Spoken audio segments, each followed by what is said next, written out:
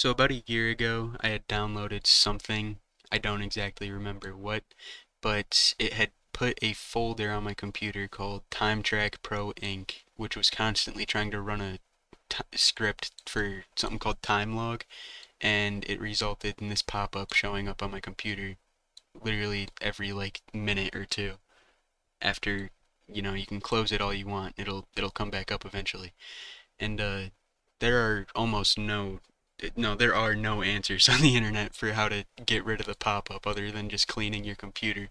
So I thought I would make a video on how I solved the problem finally. Um, so what you're going to want to do, this is assuming you've already deleted timetrack.js and all the other folders and traces of it off your computer.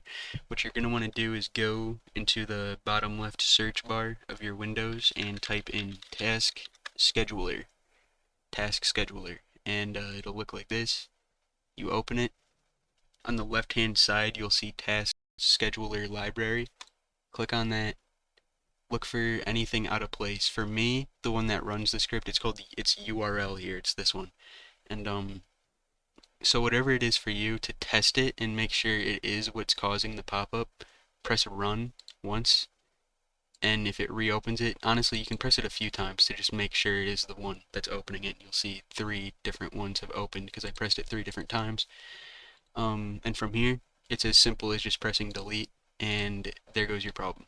You should never have this pop up again, and if you do, there's probably another trace of it somewhere on your computer, or just honestly, I don't know what to do at that point.